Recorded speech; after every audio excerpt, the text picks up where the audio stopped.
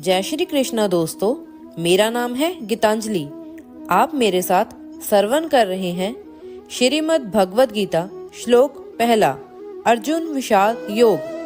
धृतराष्ट्र उवाच धर्म क्षेत्रे कुरुक्षेत्रे संवेता योयोत्सवः मामका पांडवाश्चैव किम कुर्वत संजय। इस श्लोक में राजा धृतराष्ट्र अपने सारथी संजय से पूछते हैं कि कुरुक्षेत्र की युद्ध भूमि में क्या हो रहा है। ये संवाद युद्ध के आरंभ से ठीक पहले का है, जब दोनों सेनाएं एक दूसरे के सामने खड़ी हैं। राजा धृतराष्ट्र पूछते हैं कि हे संजय, युद्ध भूमि में मेरे पुत्रों और पांडवों में क्या हो रहा है। धृतराष्ट्र जन्म से ही अंधे थे, लेकिन मन की आंखों से देख सकते थे। उन्हें पता था कि वो धर्म के साथ नहीं है, क्योंकि धर्म तो वहां है जहां श्री कृष्णा है। अपने पुत्र मोह में उन्होंने शांति की जगह युद्ध को चुना, लेकिन वो जानते थे कि इस युद्ध को जीतना आसान नहीं होगा। ऐसे ही दोस्तों, अपने जीवन में भी जब हम कुछ गलत करते हैं तो हम भी हमारे मन से जान रहे होते हैं कि हम कुछ गलत कर रहे हैं। ऐसा ही कुछ धृतराष्ट्र के साथ भी हो रहा था। उनका ये प्रश्न केवल युद्ध के बाहरी हालात जानने का नहीं, ये प्रश्न तो उनके मन में चल रहे संघर्ष और चिंता को दर्शा रहा था। वे जानते थे कि उनके पुत्र अधर्म के रास्ते पर चल रहे हैं, लेकिन फिर भी उन्होंने उनका साथ दिया। आइए दोस्तों, इस श्लोक से हम वर्तमान समय में क्या शिक्षा ले सकते हैं, इसे एक कहानी के जरिए समझते हैं। एक समय की बात है, दो भाइयों की संतानें अर्जुन और युधिष्ठिर एक ही गांव में रहती थी। उनके पिता ध्रुव और राकेश उस गांव के प्रसिद्ध व्यक्ति थे और उनके पास काफी जमीन जायदाद थी। दोनों भाइयों में गहरा प्रेम था और वे साथ मिलकर अपने परिवारों की देखभाल करते थे। परंतु एक दुर्भाग्यपूर्ण घटना में अर्जुन के पिता ध्रुव का देहांत हो गया, जब अर्जुन का जन्म भी नहीं हुआ था। अर्जुन का पालन पोषण उसकी माँ और चाचा राकेश ने किया। समय बीतता गया और दोनों भाई बड़े हो गए। युधिष्ठिर और अर्जुन ने अपनी शिक्षा पूरी की, लेकिन जब उनके परिवार की संपत्ति बांटने का समय आया तो विवाद उत्पन्न हुआ। अर्जुन का मानना था कि उसके पिता के हिस्से की जमीन पर उसका पूरा हक है, जबकि युधिष्ठिर का कहना था कि उसने वर्षों तक उस जमीन की देखभाल की है और अब उसे छोड़ना सही नहीं होगा। युधिष्ठिर और अर्जुन के बीच इस विवाद ने धीरे धीरे गहरा रूप ले लिया। युधिष्ठिर, जो बड़े भाई के नाते हमेशा शांत और धैर्यशील रहता था, अब क्रोधित हो उठा। उसने अर्जुन से कहा, तुमने तो कभी इस जमीन की देखभाल भी नहीं की, अब अचानक इसे अपने अधिकार में लेना चाहते हो।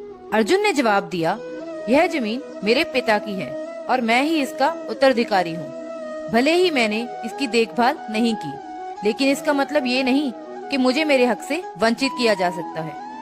संपत्ति विवाद बढ़ते बढ़ते इस हद तक पहुँच गया कि परिवार में दरारें पड़ने लगी। अर्जुन की माँ, जो दोनों भाइयों को अपने बच्चों की तरह देखती थी, अब असहाय महसूस करने लगी। उसने कई बार दोनों को समझाने की कोशिश की, लेकिन उनकी बात सुनने वाला अब कोई नहीं था। एक दिन गांव में एक सभा बिठाई गई। उस गांव के बड़े बुजुर्गों ने इस विवाद को सुलझाने का प्रयास किया। वहां एक बुजुर्ग व्यक्ति ने महाभारत की कहानी का उदाहरण दिया। उसने कहा, कौरवों और पांडवों का भी इसी तरह संपत्ति विवाद हुआ था और हम सब जानते हैं कि उस विवाद का परिणाम विनाशकारी रहा। भाई भाई के बीच विवाद से सिर्फ तबाही ही आती है। यह सुनकर युधिष्ठिर भी कुछ सोच में पड़ गया। उसे समझ में आया कि अगर ये विवाद यूं ही चलता रहा तो उनके रिश्ते में भी कड़वाहट और बढ़ेगी। अर्जुन भी अपने चाचा के प्रति सम्मान और कृतज्ञता को याद कर उदास हो गया। तो आखिर में दोनों ने समझौता करने का निर्णय लिया। युधिष्ठिर ने अर्जुन से कहा, भाई, ये जमीन सिर्फ एक वस्तु है, हमारे रिश्ते से बढ़कर कुछ भी नहीं। तुम अपने हिस्से की जमीन ले लो, लेकिन ये याद रखना कि हम एक परिवार हैं और हमें एक दूसरे का साथ हमेशा देना है। अर्जुन ने भी अपने बड़े भाई का आदर करते हुए कहा, भाई, मुझे माफ करना, मैं भी लालच में आकर रिश्तों को भूल गया था। यह जमीन तो हमारे जीवन का सिर्फ एक हिस्सा है, असली संपत्ति तो हमारा भाईचारा है। इस प्रकार अर्जुन और युधिष्ठिर ने अपने विवाद को सुलझा लिया और गांव वालों के सामने यह उदाहरण पेश किया कि कैसे भाईचारे और प्रेम में किसी भी समस्या का समाधान निकाला जा सकता है। उनके इस समझौते से न केवल उनका परिवार बल्कि पूरा गांव खुश हुआ। जय श्री कृष्णा दोस्तों, मेरा नाम है गीतांजलि। आप मेरे साथ श्रवण कर रहे हैं श्रीमद् भगवद गीता श्लोक 2। संजय उवाच दृष्ट्वा तु पाण्डवानीकम् व्यूढं दुर्योधनस्तदा आचार्यमुपसंगम्य राजा वचनमब्रवीत्। इस श्लोक में महाभारत के युद्ध के आरंभ से ठीक पहले का दृश्य दिखाया गया है। कुरुक्षेत्र के युद्ध भूमि पर जब दुर्योधन ने पांडवों की सेना को पूरी तरह से युद्ध के लिए तैयार देखा तो उसे चिंता हुई। ये वही क्षण है जब युद्ध की संभावनाओं ने दुर्योधन के मन को प्रभावित किया। दुर्योधन अपने गुरु द्रोणाचार्य के पास जाता है और उन्हें संबोधित करता है। ये संकेत देता है कि दुर्योधन को पांडवों की सेना की शक्ति और व्यवस्था देखकर कुछ चिंता या असहजता हो रही थी। वे अपने गुरु से मार्गदर्शन या हिम्मत पाने के लिए उनके पास गया है। आइए दोस्तों, इस श्लोक से हम वर्तमान समय में क्या शिक्षा ले सकते हैं, इसे एक कहानी के जरिए समझते हैं। अमन एक साधारण गांव का युवक था जो अपनी मेहनत और ईमानदारी के लिए जाना जाता था। उसके गांव में खेती ही जीवन का आधार थी और अमन की भी छोटी सी जमीन थी जिससे वो अपनी जिंदगी का गुजारा करता था। लेकिन पिछले कुछ सालों से मौसम का साथ ना मिलने और कर्ज के बढ़ते बोझ के कारण उसकी हालत खराब हो गई थी। खेतों में फसल भी अच्छी नहीं हो रही थी। जो भी कमाई होती वो कर्जा उतारने में ही चली जाती। गांव के लोगों की बातें, परिवार की उम्मीदें और अपनी असफलता ने अमन को अंदर से तोड़ दिया। हर दिन उसे लगता जैसे वह एक हारता हुआ युद्ध लड़ रहा हो। एक दिन जब उसके खेतों में पानी ना होने की वजह से फसलें सूखने लगी, वह घर आया और चुपचाप एक कोने में बैठ गया। उसने सोचा, मुझे क्यों हमेशा हार का सामना करना पड़ता है? मेरी मेहनत के बावजूद कुछ भी सही क्यों नहीं हो रहा? उसका मन भारी हो गया। उसे लगा जैसे वह जीवन की मुश्किलों के आगे घुटने टेकने वाला है। उसकी माँ ने उसे देखा और उसके पास गई। उन्होंने कहा, बेटा, जब तुम्हारे दादाजी को भी ऐसे ही कठिन समय का सामना करना पड़ा था तब उन्होंने भगवद गीता पढ़ी थी। उसमें जो ज्ञान है वह हर मुश्किल का समाधान देता है। अमन को ये सुनकर थोड़ी राहत महसूस हुई। उसके दादाजी का एक पुराना भगवद गीता का पुस्तक घर में रखा हुआ था जो उसने कभी पढ़ा नहीं था। उसने वह पुस्तक उठाई और पढ़ने लगा। पहला श्लोक जो उसकी नजर में आया वह था अध्याय 1 श्लोक 2। इस श्लोक में वर्णन था कि कैसे दुर्योधन ने युद्ध की शुरुआत में पांडवों की शक्तिशाली सेना को देखकर घबराहट महसूस की और अपने गुरु द्रोणाचार्य के पास जाकर सलाह ली। अमन को ये श्लोक पढ़ते ही ऐसा लगा जैसे ये उसके ही हालात हों। जैसे दुर्योधन को पांडवों की सेना को देखकर चिंता हुई थी, वैसे ही अमन भी अपने जीवन की चुनौतियों से घबराया हुआ था। लेकिन फिर उसे समझ में आया कि दुर्योधन ने हार नहीं मानी बल्कि अपने गुरु से मार्गदर्शन मांगा। अमन ने आगे पढ़ा और धीरे धीरे गीता के अन्य श्लोकों में जीवन की गहरी सीख को पाया। उसे सबसे महत्वपूर्ण ये सीखने को मिला, जीवन एक युद्ध है लेकिन तुम अकेले नहीं हो।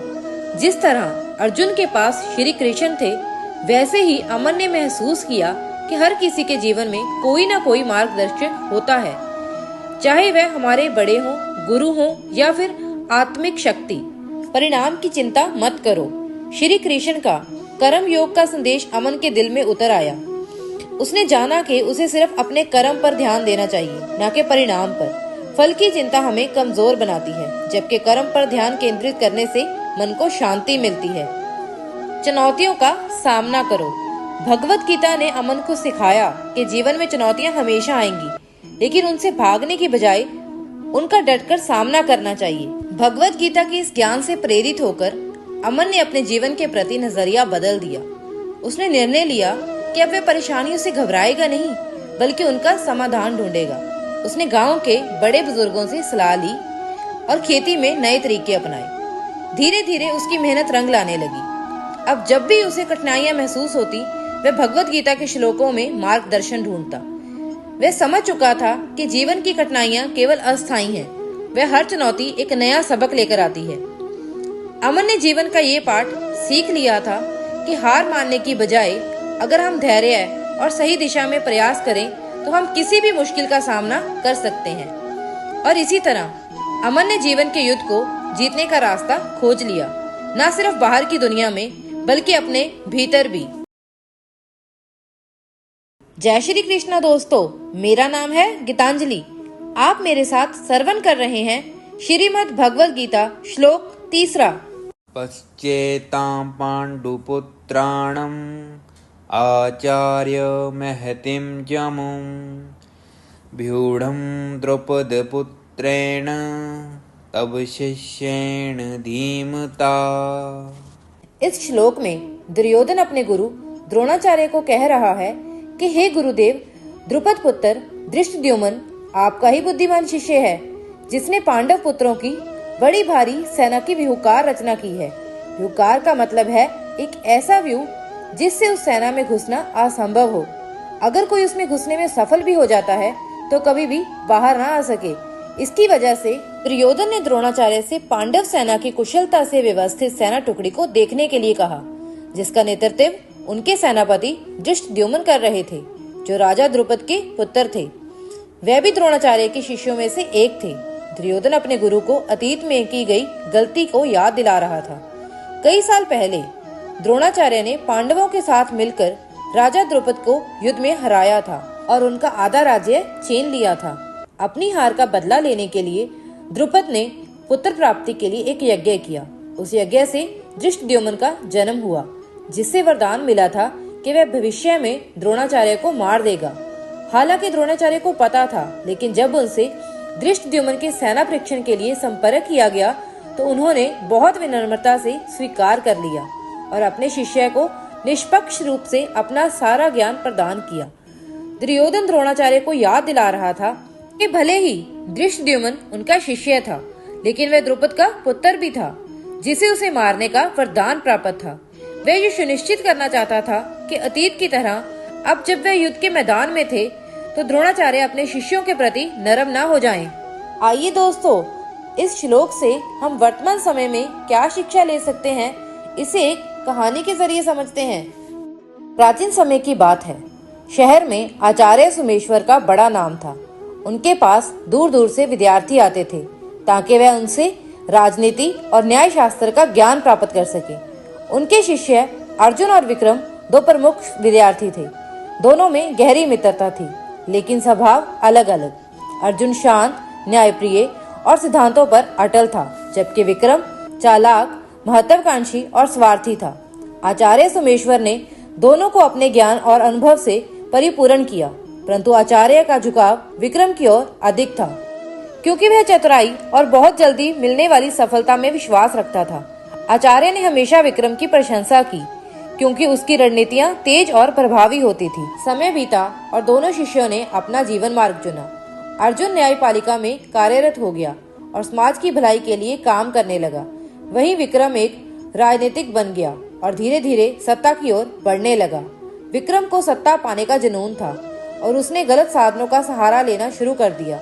भ्रष्टाचार, झूठे वादे, अन्यायपूर्ण नीतियां उनका कार्य का हिस्सा बन गए। इस बीच विक्रम ने एक बड़े चुनाव में खड़े होने का फैसला किया, परंतु उसके सामने अर्जुन खड़ा था, जो उसकी हर गलत योजना को चुनौती दे रहा था। समाज में ये चर्चा होने लगी कि अर्जुन न्याय और सच्चाई का प्रतीक है, जबकि विक्रम केवल स्वार्थ और सत्ता के लिए लड़ रहा है। एक दिन विक्रम चुनाव से पहले अपने गुरु आचार्य सोमेश्वर के पास गया। वह जानता था कि आचार्य जी का समर्थन ही उसकी जीत की कुंजी है।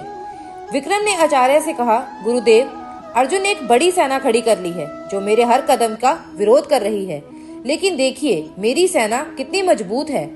आपके सिखाए गए रणनीतियों से मैंने इसे संगठित किया है। अगर आप मुझे आशीर्वाद देंगे और मेरा समर्थन करेंगे तो मैं इस चुनाव को जीत जाऊंगा। विक्रम ने यहाँ उसी तरह अपनी सेना का बखान किया जैसे भगवत गीता के अध्याय 1 श्लोक 3 में दुर्योधन ने अपनी सेना को गुरु द्रोणाचार्य को दिखाया था। और उनसे समर्थन मांगा था। जैसे दुर्योधन ने अपने गुरु द्रोणाचार्य से कहा था कि देखिए, आपका ही शिष्य धृष्टद्युम्न ने पांडवों की सेना का नेतृत्व किया है, लेकिन मैं जीतूंगा अगर आप मेरा साथ देंगे। उसी तरह विक्रम ने भी आचार्य जी से कहा, आपका शिष्य अर्जुन मुझे चुनौती दे रहा है, परंतु अगर आप मेरा समर्थन करेंगे तो मैं विजयी हो जाऊंगा। आचार्य सोमेश्वर ने कुछ पल सोचा और भले ही उन्हें पता था कि विक्रम गलत रास्ते पर है, उन्होंने विक्रम को समर्थन देने का निर्णय लिया। आचार्य जी ने कहा, विक्रम, तुम मेरे चतुर शिष्य हो, तुम्हारी सेना और रणनीति सब कुछ जीतने के योग्य है, मैं तुम्हारे साथ हूँ। आचार्य जी का समर्थन मिलते ही विक्रम ने चुनाव जीत लिया। जनता ने आचार्य जी की बात पर विश्वास किया और अर्जुन हार गया। अर्जुन के भीतर एक गहरी निराशा थी। उसे अपने गुरु से इस प्रकार के पक्षपात की उम्मीद नहीं थी। उसने गुरु से मिलने का निर्णय लिया।